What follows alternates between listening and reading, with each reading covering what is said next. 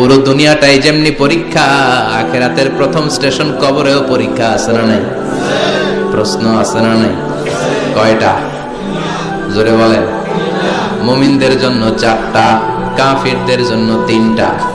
ভালো করে জানেন, চিল্লায় বলেন, মুমিনদের জন্য কয়টা, কাফিরদের কয়টা? প্রশ্নপত্র ফাঁস করে দিছে কে? কথা কম। এরপরেও যদি ফেল করি, দোষ কার? দোষ আমাদের, আমাদের দোষ। কবর দেওয়ার পরে 40 কদম যখন আত্মীয়রা চলে যায়, দুজন ফেরেশতা আসবে, বসাবে। এই ঘটনাটা আমারও ঘটবে, আপনারও ঘটবে, বিশ্বাস হয়? প্রস্তুত আছেন তো? বসিয়ে দেওয়া হবে। মুমিন বান্দাকে প্রথম প্রশ্ন করবে, আমার রব্বুক, তোর রবের নাম কি? মুমিন বান্দা বলিষ্ঠ কণ্ঠে বলে দিবে, আল্লাহ আমার রব, এই রবি আমার সব। পড়েন, আল্লাহ আমার রব, এই রবি আমার সব। আমরা যেন আল্লাহ বলিষ্ঠ কণ্ঠে বলতে পারি, আল্লাহ আমার রব, তুমি কবুল করো। পড়েন আমিন। প্রথম প্রশ্ন খালাস। দ্বিতীয় প্রশ্ন, আমা দীনুক, তোর দিনের নাম কি, ধর্মের নাম কি? চিৎকার দিয়ে আমরা বলবো, আমাদের ধর্মের নাম। তৃতীয় প্রশ্ন করা হবে, মান হাযার রাজুল, দেখো তো এই লোকটারে চিনো কিনা, এই লোকটারে চিনা চিনা লাগে কিনা। আমরা বলবো, চিনি মানি, এই লোকের জন্য আমরা দুনিয়াতে সব করতে রাজি ছিলাম। এই লোকের জন্য আমরা দেহের প্রাণ ঢালা উচ্ছ্বাস ছিল আমাদের হৃদয়ে। আমাদের দেহের রক্তটুকু বিলিয়ে দিতে আমরা পৃথিবীর বুকে কুণ্ঠাবোধ করি নাই। চিল্লায় বলেন ঠিক কিনা? এই নবী আমাদের পেয়ারা নবী, এই নবীর অনুসরণ আমরা করেছি, এই নবীর কথা আমরা দুনিয়ায় মেনেছি। তার মানে প্রথম প্রশ্নেও পাস, দ্বিতীয় প্রশ্নেও পাস, তৃতীয় প্রশ্নেও পাস। এবার মুমিনদের জন্য এক্সট্রা একটা কোশ্চেন আছে না নাই? 4 নাম্বার প্রশ্নটাও জেনে রাখেন, কবরে কাজে লাগবে। তখন জিজ্ঞেস করা হবে, ওমা ইলমুক, ওমা ইলমুক, what is the source of your knowledge, what is the source of your answer. এই যে 3টা প্রশ্নের উত্তর দিতে পারলা বাঘের বাচ্চার মতো, তথ্যসূত্র কি? What is the reference? করতে শিখছো? কোত্থেকে শিখেছেন বলে আসতে হবে। আমরা বলবো, আমরা কোরআন থেকে শিখেছি, হাদিস থেকে শিখেছি, মাহফিলগুলোতে জেনেছি, বয়ানগুলো থেকে শিখেছি। পড়েন সুবহানাল্লাহ। 4টা প্রশ্নের উত্তর যখন আপনি দিয়ে দিবেন, ফেরেশতারা বলবে, আহলান ওয়া সাহলান, কংগ্রাচুলেশন। কি বলবে? আহলান ওয়া সাহলান, মানে কংগ্রাচুলেশন, খুশ আমদেদ, খুশ আমদেদ, খুশ আমদেদ। ওয়ায়ুফসাহু লাহু কবরুহু 70 যিরান, কবরটারে 70 হাত লম্বা করে দেয়া হবে। ওয়ায়ুফতাহু লাহু বাবুন ইলাল জান্নাহ, জান্নাতের দিকে একটা দরজা সেট করে দেয়া হবে। ওই জায়গা দিয়ে, দরজা দিয়ে জান্নাতের এয়ার কন্ডিশনের ঘরগুলো থেকে ঠান্ডা হিমেল বাতাস আর সুগন্ধ এসে কবরটারে আমোদ করে দিবে। ওয়ায়ুলবাসু মিন লিবাসিল জান্নাহ, জান্নাতের চমৎকার একটা পোশাক পরিয়ে দেয়া হবে।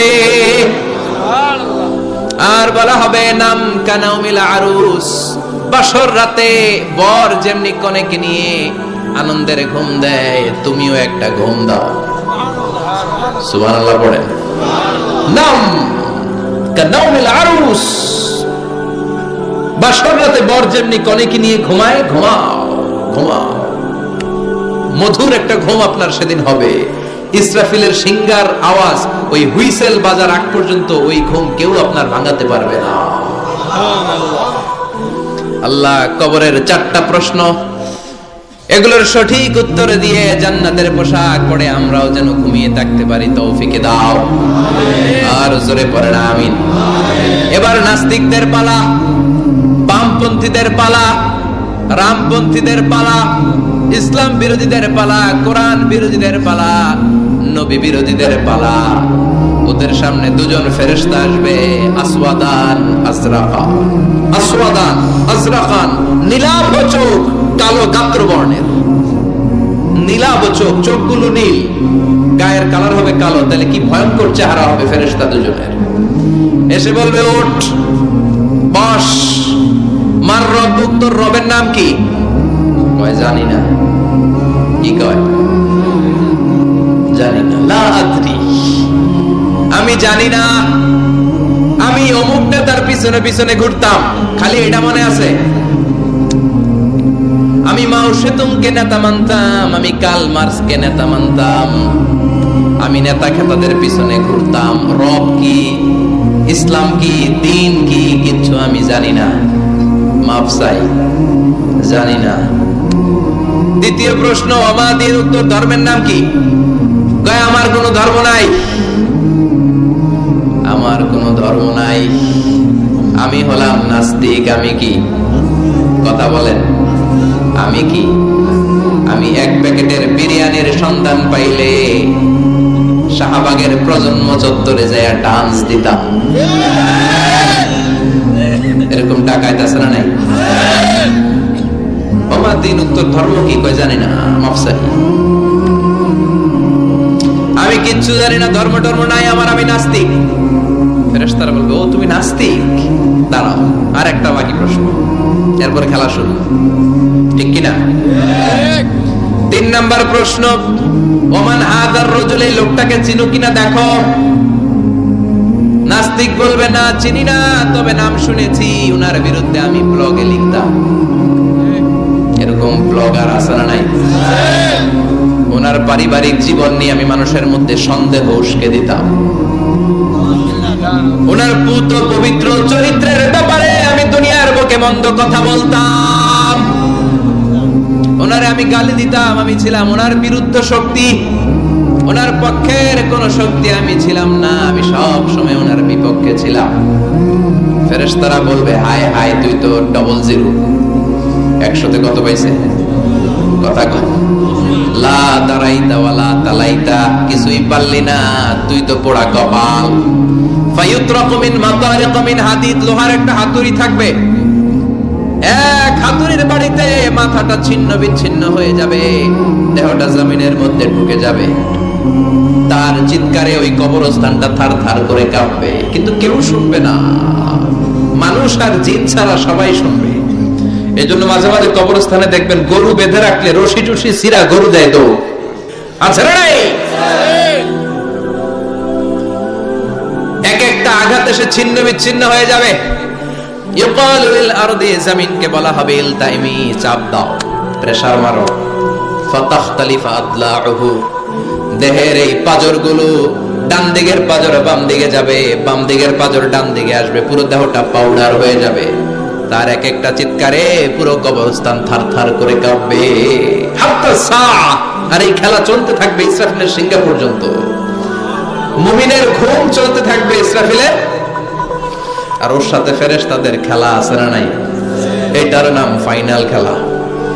কি খেলা? কথা বলেন, আর জোরে বলেন।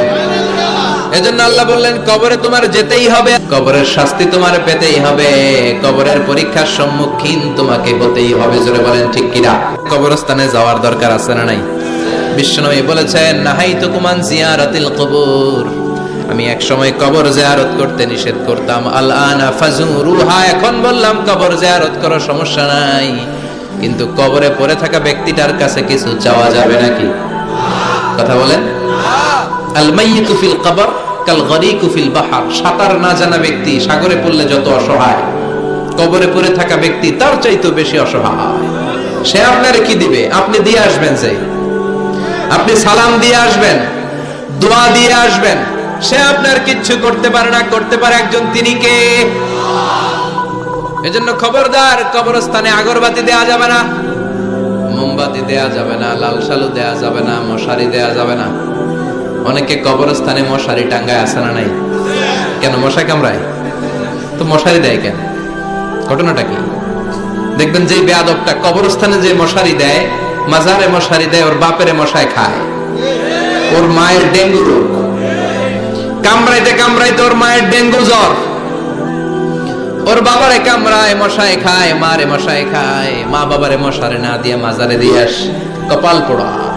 মাজারে মোমবাতি দিয়ে আসে, আছে না নাই? মোমবাতি কেন দেয়? ভিতরে আলো নাই নাকি?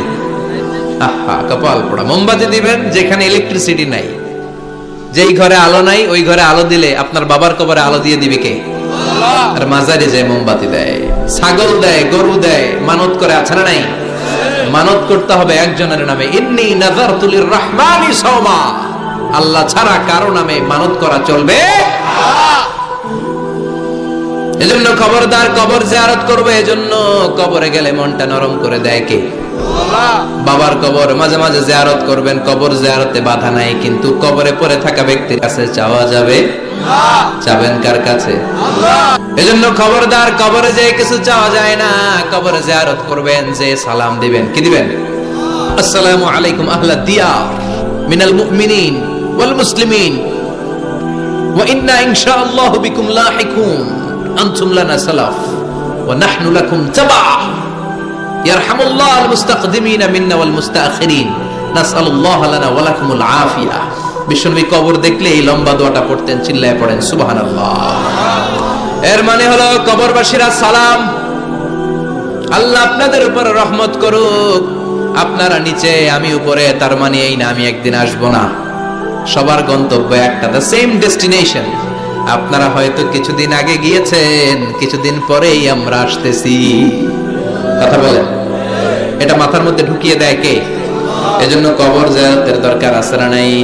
এজন্য আল্লাহ বললেন আল্লাহাকুমুত তাকাসুর হাত্তা যুরতুমুল মাকাবির, দুনিয়ার ভোগের সামগ্রী তোমাদেরকে পাগল বানিয়ে দিয়েছে, কবরে না ঢোকা পর্যন্ত তোমাদের এই গাফলতি কোনোদিন শেষ হবে না। এরপর আল্লাহ বললেন কাল্লা, নেভার, কখনো না। তোমরা যে ভাবতেছো টাকা পয়সা ক্ষমতা তোমারে বাঁচিয়ে রাখবে, পারবে নাকি? কাল্লা সাউফা তা'লামুন, অচিরেই জানতে পারবা আসল ঘটনা কি। সুম্মা